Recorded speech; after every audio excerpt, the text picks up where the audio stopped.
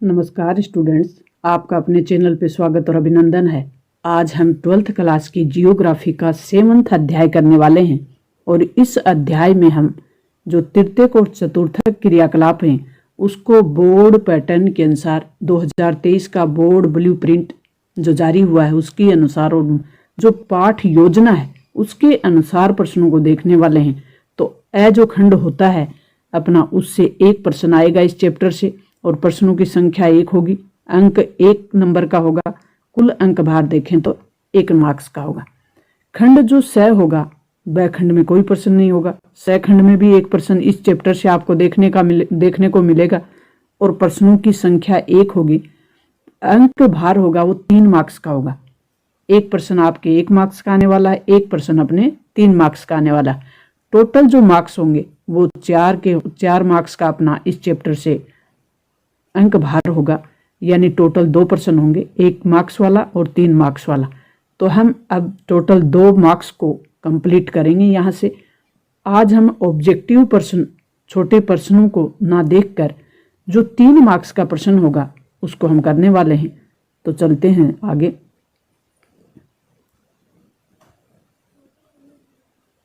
सवर्ण कोलर कहे जाने वाले क्रियाकलाप हैं वो कौन से हैं? तो पंचम क्रियाकलाप होते हैं वो सवर्ण कोलर कहे जाते हैं। वह व्यापारिक क्रियाकलाप जो उपभोक्ताओं को वस्तुओं के प्रत्यक्ष क्रय से संबंधित होते हैं क्या कहलाते हैं? प्रत्यक्ष क्रय से संबंधित वो कहलाते हैं फुटकर व्यापार। विश्व में चिकित्सा पर्यटन के क्षेत्र में उभरते हुए देशों का नाम हमने देखा, भारत, थाईलैंड, सिंगापुर और मलेशिया। व्यापारिक केंद्र किसे कहते हैं? वे कस्बे और नगर जहां व्यापार होता है उन्हें व्यापारिक केंद्र कहते हैं। कस्बे और नगर।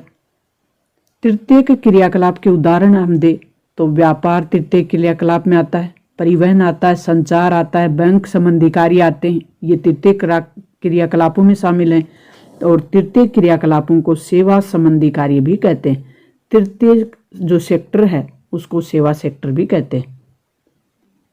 व्यापार, परिवहन, संचार, सेवाएं, ये सब तृतीयक क्रियाकलाप में शामिल है। तो ये मेरे साथ साथ आपको याद हो रहा होगा, व्यापार है, परिवहन है, संचार है और सेवा है, इसीलिए इस सेक्टर को सेवा सेक्टर भी कहते हैं। तृतीय क्रियाकलाप के 2 प्रमुख तत्व बताने हैं। उत्पादन विनिमय करना। व्यापारिक केंद्रों के प्रकार। केंद्र कितने प्रकार के होते हैं? ग्रामीण विपणन केंद्र और शहरी विपणन केंद्र। शहरी विपणन केंद्र को नगरीय विपणन केंद्र भी कह सकते हैं। समकाल रेखाओं से क्या आशय है? मानचित्र पर समान समय में पहुंचने वाले स्थानों को मिलाने वाली जो रेखाएं हैं उन्हें समकाल रेखाएं कहते हैं। परिवहन में नोड का क्या अर्थ है? परिवहन में नोड जो शब्द है उसका क्या अर्थ है? तो परिवहन में नोड का अर्थ है कि 2 या 2 से अधिक जो मार्ग हैं, मार्गों का संधि स्थल, या कहें कि उद्गम बिंदु या गंतव्य बिंदु या मार्ग के सहारे कोई बड़ा कस्बा है वो नोड कहलाता है। प्रत्येक सड़क जो 2 नोडों को जोड़ती है उसे क्या कहते हैं? उसे योजक कहते हैं। प्रत्येक सड़क जो 2 नोडों को जोड़ दे उसे योजक कहते हैं। डब्बा वाली सेवा क्या होती है? मुंबई महानगर में डब्बा वाला जो सेवा भोजन टिफिन सेवा है जो महानगर के 1.75 लाख उपभोक्ताओं को उपलब्ध करवाई जाती है उसे कहते हैं डब्बा वाली सेवा। टिफिन वाली सेवा या डब्बा वाली सेवा, यानी भोजन उपभोक्ताओं तक पहुंचाया जाता है, उसे कहते हैं डब्बा वाली सेवा। थोक व्यापार का गठन किसके द्वारा होता है? तो बिचौलिए, सौदागर और पूर्तिकार होते हैं, उनके द्वारा थोक व्यापार का गठन होता है। परिवहन दूरी के विभिन्न माप कौन कौन से होते हैं? तो परिवहन की दूरी मापने के लिए किलोमीटर दूरी, समय दूरी और लागत दूरी, ये माप है। संचार किसे कहते हैं? तो संचार सेवाओं में शब्दों, संदेशों, तथ्यों और विचारों का संप्रेषण सम्मिलित होता है, यानी वो सेवा, संचार सेवा किसे कहते हैं? वो सेवा जिसके द्वारा शब्द, संदेश, तथ्य और विचार एक जगह से दूसरी जगह भेजे जाते हैं। संप्रेषण या प्रेषण यानी भेजना। संचार के पुरातन साधन कौन से थे? पहले जो वर्तमान में मोबाइल है, टीवी है, ये नहीं होते थे, तो उस समय संचार के पुरातन यानी प्राचीन या पुराने साधन कौन से थे? तार प्रक्षेपण, मार्स फूड और टेलीक्स। संचार के नवीन साधन कौन से? मोबाइल है, दूरभाष है, फैक्स है, इंटरनेट है और उपग्रह, इनके द्वारा वर्तमान में भेजे जाते हैं, तो ये नवीन साधन है। रेडियो और दूरदर्शन को संचार का माध्यम क्यों कहा जाता है? रेडियो और दूरदर्शन को संचार का माध्यम क्यों कहा जाता है? रेडियो और दूरदर्शन समाचारों, चित्रों, दूरभाष पर बातों को संपूर्ण विश्व में फैले हुए श्रोताओं को प्रसारित करते हैं। इस कारण इन्हें जनसंचार माध्यम कहा जाता है। बाह्य स्रोतन से क्या आप समझते हैं? इस स्रोतन से क्या समझते हैं, यानी बाह्य स्रोतन क्या होता है? तो बाह्य स्रोतन का मतलब है कि दक्षता को सुधारने के लिए, यानी कुशलता लाने के लिए, उत्पादों की कीमतों को घटाने के लिए किसी बाह्य एजेंसी को ठेका देते हैं, तो उसे बाह्य स्रोतन कहा जाता है। नेक्स्ट अपना प्रश्न है कि पर्यटन को प्रभावित करने वाले कोई दो कारक कौन से हैं? तो पर्यटन को प्रभावित करने वाले कोई दो कारक हैं, वो एक मांग है और एक परिवहन है। चिकित्सा पर्यटन किसे कहते हैं? मेडिकल जो पर्यटन है, टूरिज्म है, वो किसे कहते हैं? जब चिकित्सा में जो उपचार किया जाता है उसे अंतर्राष्ट्रीय पर्यटन गतिविधि से संबंध कर दिया जाता है, यानी जोड़ दिया जाता है, तो उसे सामान्यतः चिकित्सा पर्यटन कहा जाता है, ताकि बाहर के या दूसरे देशों के लोग जैसे भारत में चिकित्सा लेने आए, उपचार लेने आए, तो उसे कहते हैं चिकित्सा पर्यटन। ऑफ शोरिंग या अपरतन किसे कहते हैं? जब बाह्य स्रोतन में कार्य समुद्र पार के स्थानों पर स्थानांतरित कर दिया जाता है, तो उसे ऑफ शोरिंग कहते हैं। नेक्स्ट अपना प्रश्न है कि तृतीय क्रियाकलापों में मुख्य रूप से कितने वर्गों में रखा जाता है तृतीय क्रियाकलाप को? तो तृतीय क्रियाकलापों को मुख्य रूप से व्यापार और वाणिज्य, परिवहन और संचार। व्यापार और वाणिज्य में जैसे थोक व्यापार, फुटकर व्यापार। परिवहन में जैसे रेल, सड़क, जल द्वारा परिवहन या वायु द्वारा परिवहन, परिवहन के प्रकार हो गए। संचार में जैसे मोबाइल से संचार हो या दूरभाष से हो या उपग्रह से हो या दूरसंचार से हो। पर्यटन आकर्षण के प्रमुख कारण कौन से हैं? पर्यटक किसी देश में क्यों आए, किसी जगह क्यों घूमने जाएंगे, तो उनके लिए कौन कौन सी चीजें हैं, कौन कौन से ऐसे फैक्टर होते हैं जो उन्हें आकर्षित करते हैं? तो अच्छी जलवायु पर्यटकों को आकर्षित करेगी, वहाँ का इतिहास होगा, कोई कला होगी, वहाँ की कोई संस्कृति होगी, तो लोग आकर्षित होंगे। भू दृश्य आकर्षण, यानी वहाँ का कोई ऐसा दृश्य होगा, भूमि का, पहाड़ होंगे, पर्वत होंगे, या कोई इस प्रकार का झरना होगा, या कोई देखने लायक जगह होगी, जैसे जम्मू कश्मीर में होता है। कश्मीर की वादियों में घूमने के लिए लोग ज़्यादा जाते हैं, शिमला और इधर ज़्यादा जाएंगे लोग। तो ये क्यों जाते हैं? क्योंकि यहाँ का भूदृश्य है, वो लोगों को आकर्षित करता है। संस्कृति और अर्थव्यवस्था भी लोगों को आकर्षित करती है।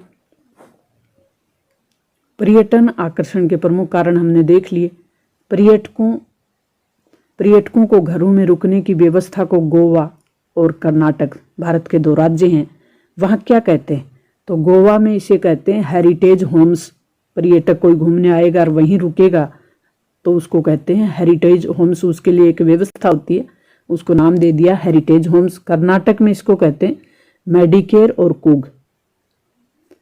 चतुर्थक क्रियाकलाप को संक्षेप में विवरण और महत्व बताना है। चतुर्थक क्रियाकलाप कौन से होते हैं, उनका विवरण देना है और इनका महत्व क्या है ये बताना है। तो चतुर्थक क्रियाकलाप ज्ञान से संबंधित है, यानी ज्ञान उन्मुख सेक्टर है। ज्ञान उन्मुखी सेवा सेक्टर से संबंधित जो भी क्रियाकलाप हैं वो चतुर्थक क्रियाकलाप में शामिल होते हैं। चतुर्थक क्रियाकलापों में सूचना का संग्रहण करना, उत्पादन करना, प्रकीर्णन करना, और ये कार्य उच्च स्तरीय विकास, शोध संबंधी, विशिष्टीकृत ज्ञान, तकनीक हो या प्रशासनिक क्षमता से संबंधित हो, ये सब इसी सेक्टर में आते हैं। विश्व की विकसित अर्थव्यवस्थाओं में 50% से अधिक कर्मी हैं चतुर्थक क्रियाकलाप में कार्यरत। विकसित देशों में इनका जो प्रतिशत है वो ज़्यादा होता है। विकासशील देशों में चतुर्थ सेक्टर का जो रोल होता है वो बहुत कम होता है। जैसे म्यूचुअल फंड प्रबंधक, परामर्शदाता, सॉफ्टवेयर कर्मी और विश्वविद्यालयों के शिक्षक के अलावा हम बात करें तो चिकित्सालयों में काम करने वाले, रंगमंचों में काम करने वाले, लेखाकार और दलाली की फर्मों के कार्यालयों में काम करने वाले कर्मचारी हैं, वो इसी वर्ग में या इसी वर्ग की सेवा से संबंधित होते हैं। अब अपना नेक्स्ट प्रश्न है कि पंचम क्रियाकलाप क्या होते हैं। तो पंचम क्रियाकलाप हैं उसमें वे सेवाएं शामिल होती हैं। चतुर्थ क्रियाकलाप हमने देख लिया, पंचम क्रियाकलाप से संबंधित देखेंगे अब। तो पंचम जो क्रियाकलाप है वो है कि वे सेवाएं हैं इसमें जो नवीन और वर्तमान विचारों की रचना होती हो और उनका पुनर्गठन होता हो, उनकी व्याख्या, आंकड़ों की व्याख्या, आंकड़ों का प्रयोग और नवीन तकनीक और उसका मूल्यांकन से संबंधित कार्य होता हो। प्राय इन सेवाओं से संबंधित व्यवसायों में संलग्न लोगों को सवर्ण कोलर कहा जाता है। प्रश्न ऐसे भी आ सकता है कि सवर्ण कोलर किसे कहते हैं। ये व्यावसायिक कार्यालयों में या सरकारी अधिकारी, शोध वैज्ञानिक होंगे तो भी वो इसी सेक्टर में होंगे। वित्त और विधि परामर्शदाता, विशेष तथा उच्च वेतन वाले, कुशल व्यक्तियों का प्रतिनिधित्व करने वाले। विकसित अर्थव्यवस्थाओं की संरचना में इनका महत्व इनकी संख्या से भी अधिक होता है। तो विकसित देशों में पंचम क्रियाकलाप करने वाले लोगों की संख्या वो ज्यादा होती है। तो इसमें हमने देखा कि सवर्ण कोलर किसे कहा जाता है और पंचम जो क्रियाकलाप है उनमें कौन कौन से लोग शामिल होते हैं। तो इसमें सरकारी अधिकारी, शोध करने वाले वैज्ञानिक, वित्त और विधि परामर्शदाता संबंधी, विशेष और उच्च वेतन लेने वाले कुशल व्यक्तियों का प्रतिनिधित्व करते हैं। और विकसित अर्थव्यवस्था है उन देशों में इनका महत्व अधिक होता है और वहाँ इनकी संख्या भी अधिक होती है। अब हम नेक्स्ट प्रश्न की ओर चलेंगे कि तृतीय क्रियाकलाप से आप क्या समझते हैं। जैसा कि हमने देखा कि बोर्ड के ब्लूप्रिंट के अनुसार इस चैप्टर से अपने एक 3 मार्क्स का प्रश्न आएगा। तो 3 मार्क्स वाले प्रश्नों को हम हल कर रहे हैं। तृतीय क्रियाकलाप से आप क्या समझते हैं। तो तृतीय क्रियाकलापों में उत्पादन और विनिमय दोनों सम्मिलित होते हैं और उत्पादन में सेवाओं की उपलब्धता शामिल होती है जिनका उपभोग किया जाता है और उत्पादन को परोक्ष रूप से पारिश्रमिक और वेतन के रूप में मापा जाता है। विनिमय होता है उसके अंतर्गत व्यापार, परिवहन और संचार सुविधाएं सम्मिलित होती हैं जिसका उपयोग दूरी को निष्प्रभाव करने के लिए किया जाता है। इसलिए तृतीय क्रियाकलापों में मूर्त वस्तुओं की उत्पादन की बजाय सेवाओं का व्यावसायिक उत्पादन सम्मिलित होता है।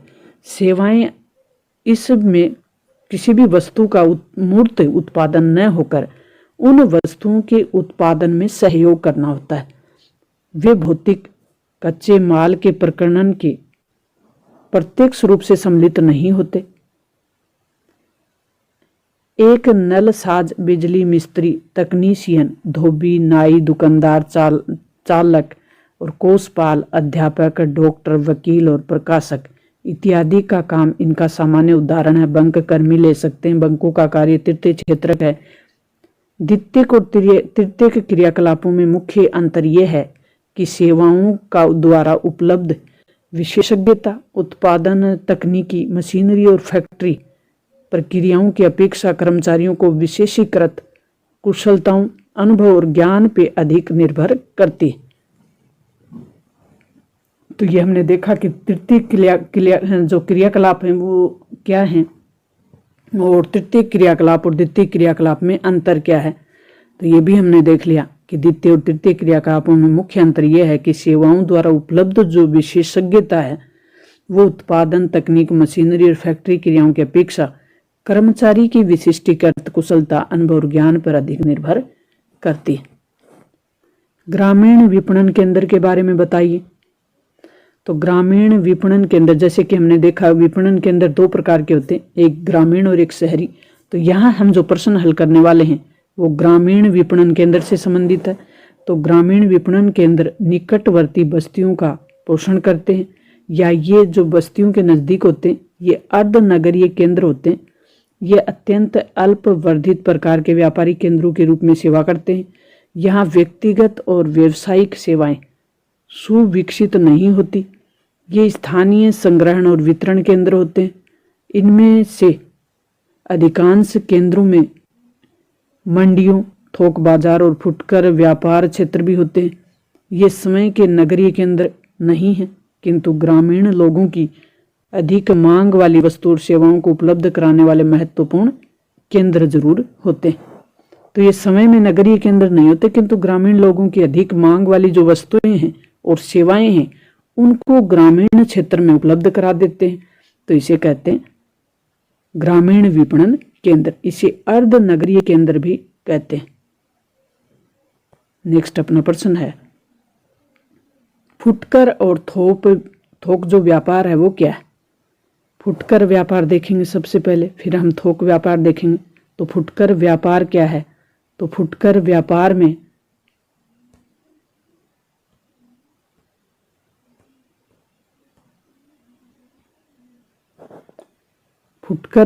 में वो व्यापारिक क्रियाकलाप हैं जो उपभोक्ताओं को वस्तुओं के प्रत्यक्ष विक्रय से संबंधित होते हैं।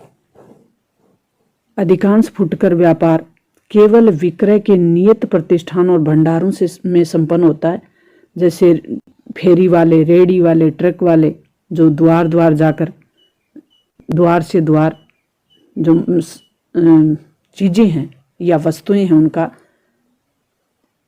उपभोक्ताओं को प्रत्यक्ष रूप से विक्रय करते हैं।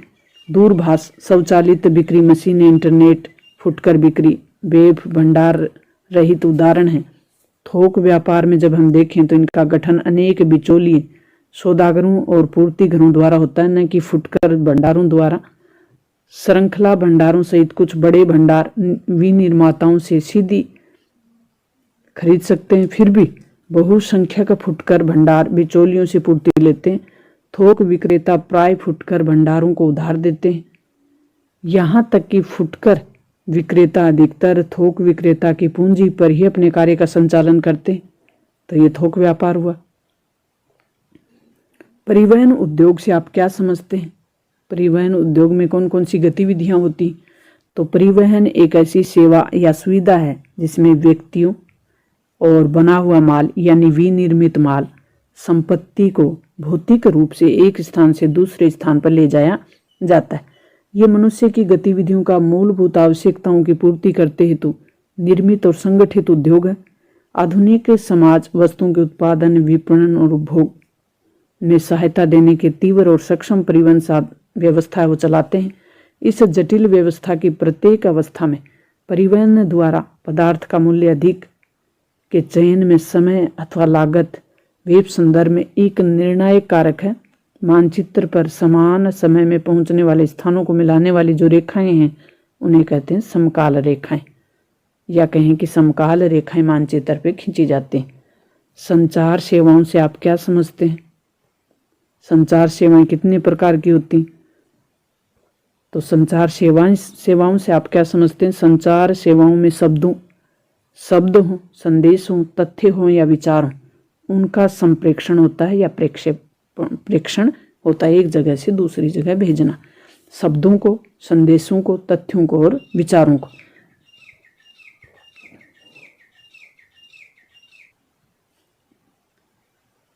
लेखन के आविष्कार ने संदेशों को संरक्षित किया और संचार को परिवहन के साधनों पर निर्भर करने में सहायता की है। ये वास्तव में हाथ, पशुओं, नाव, सड़क, रेल तथा वायु द्वारा परिवहन होते थे। यही कारण है कि परिवहन के सभी रूपों को संचार पथ कहा जाता है। जैसे जहाँ परिवहन जाल तंत्र सक्षम होता है वहाँ संचार का फैलाव सरल होता है। मोबाइल, दूरभाष और उपग्रहों जैसे कुछ विकास होने से संचार को परिवहन से मुक्त कर दिया गया है। पुराने तंत्रों के सस्ता होने के कारण संचार के सभी रूपों का साहचर्य पूर्ण रूप से समाप्त नहीं हुआ है। अतः पूरे विश्व में अभी भी विशाल मात्रा में डाक का निपटान डाकघरों द्वारा ही हो रहा है। सेवा क्षेत्र से आप क्या समझते हैं? समझाना है तो तृतीय क्षेत्र को सेवा क्षेत्र कहते हैं। सेवाएं विभिन्न स्तरों पर दी जाती हैं। तो कुछ सेवाएं उद्योगों को चलाती हैं, कुछ लोगों को, और कुछ उद्योग कुछ दोनों को भी चलाते हैं। जैसे परिवहन तंत्र निम्न स्तरीय सेवाएं जैसे पंसारी की दुकान, धोबी की घाट। उच्च स्तरीय सेवाओं में जैसे लेखाकार, परामर्शदाता और काय चिकित्सक जैसी अनेक विशिष्ट कर्त जो अपने क्षेत्र में कुशल हों, विशिष्टता लिए हुए हों, उन सेवाओं की अपेक्षा अधिक सामान्य और विस्तृत हैं। सेवाएं भुगतान कर सकने वाले व्यक्तिगत उपभोक्ताओं को उपलब्ध होती। माड़ी, धोबी, नाई मुख्य रूप से शारीरिक श्रम करते हैं। अध्यापक, वकील, चिकित्सक, संगीतकार और अन्य मानसिक श्रम करते हैं। अनेक सेवाएं अब नियमित हो गई हैं। महामार्गों और सेतुओं का निर्माण और अनुरक्षण, अग्निशमन विभागों का अनुरक्षण और शिक्षा की पूर्ति, पर्यवेक्षण और ग्राहक सेवा संपूर्ण महत्वपूर्ण सेवाओं में से एक है, जिनका पर्यवेक्षण अथवा निष्पादन प्राय सरकार और कंपनियों द्वारा किया जाता है। राज्य और संघ विधान के परिवहन, दूरसंचार, ऊर्जा और जलपूर्ति जैसी सेवाओं के विपणन, पर्यवेक्षण और नियंत्रण के लिए निगमों की स्थापना की गई। स्वास्थ्य की देखभाल, अभियांत्रिकी, विधि और प्रबंधन, व्यावसायिक सेवाएं हैं। मनोरंजन और आमोद प्रमोद सेवाओं की बाजार पर निर्भर होती है। मल्टीप्लेक्स रेस्तरों की स्थिति केंद्रीय व्यापार क्षेत्र जैसे CBD के अंदर अथवा निकट हो सकती है, जबकि गोल्फ कोर्स एक स्थान पर बनाया जाएगा जहां भूमि की लागत CBD की अपेक्षा कम होगी। दैनिक जीवन में काम को सुविधाजनक बनाने के लिए लोगों को व्यक्तिगत सेवाएं उपलब्ध कराई जाती हैं। कामगार रोजगार की तलाश में ग्रामीण क्षेत्र में प्रवास करते हैं और अकुशल होते हैं। वह मोची, गृहपाल, खान सामा और माली जैसी घरेलू सेवाओं के लिए नियुक्त किए जाते हैं। इन्हें कम भुगतान किया जाता है। कर्मियों का ये वर्ग असंगठित है। ऐसा एक उदाहरण मुंबई की डबलावाला सेवा है, जो पूर्ण नगर में लगभग 1,75,000 उपभोक्ताओं को उपलब्ध कराई जाती है। पर्यटन तथा पर्यटन प्रदेश को समझाइए। तो पर्यटन और पर्यटन प्रदेश में अंतर है क्या? तो पर्यटन एक यात्रा है जो व्यापार की बजाय प्रमोद के उद्देश्यों से की जाती है, यानी खुशी के लिए की जाती है, आनंद के लिए की जाती है। तो कुल पंजीकृत रोजगार और कुल राजस्व सकल घरेलू उत्पाद में 40% की दृष्टि से ये विश्व का अकेला सबसे बड़ा तृतीयक क्रियाकलाप बन गया है। वर्तमान में लोग ज़्यादा घूमना पसंद करते हैं। अपनी खुशी के लिए अच्छी जगह पे वो घूमेंगे तो उसे कहेंगे पर्यटन। वो कोई ज्ञानवर्धक भी हो सकता है, इंजॉय के लिए भी हो सकता है, कोई अन्य खुशी के लिए भी हो सकता है। तो इसके अतिरिक्त पर्यटकों के आवास, भोजन, परिवहन, मनोरंजन और विशेष दुकानों जैसी सेवा उपलब्ध कराने के लिए स्थानीय व्यक्तियों को नियुक्त किया जाता है। पर्यटन अवसंरचना उद्योग, फुटकर व्यापार और शिल्प उद्योग को पोषित करना। कुछ प्रदेशों में पर्यटन वस्तुनिष्ठ होता है क्योंकि अवकाश की अवधि अनुकूल मौसमी दशाओं पर निर्भर करती है, किंतु कई प्रदेश वर्ष पर्यंत पर्यटकों को आकर्षित करते हैं। पर्यटन प्रदेश कौन से होते हैं? तो पर्यटक प्रदेश हैं वो जैसे भूमध्य सागरीय तट के चारों ओर उष्ण जो कटिबंधीय स्थल हैं और भारत का पश्चिमी तट है, विश्व के लोकप्रिय पर्यटक स्थलों में से है। अन्य में जैसे शीतकालीन खेल प्रदेश हो गए, मुख्य रूप से पर्वतीय क्षेत्रों में पाए जाने वाले और मनोहरकारी जो भूमि दृश्य होते हैं, यंत्र तंत्र फैले हुए हैं। राष्ट्रीय उद्यान भी हैं जो देखने लायक हैं। जो राष्ट्रीय स्मारक हों, ऐतिहासिक स्मारक हों, विरासत हों, उन स्थलों को देखने के लिए और सांस्कृतिक गतिविधियों के कारण भी ऐतिहासिक नगर भी पर्यटकों को आकर्षित करते हैं। तो ये पर्यटक प्रदेश हो गए। पर्यटकों को आकर्षित करने वाले कारक कौन कौन से हैं? तो पर्यटकों को आकर्षित करने के लिए जो कारक हैं वो जलवायु, ऊपर हमने कारक देखे थे, और उन्हीं कारकों का भी ये विस्तार है।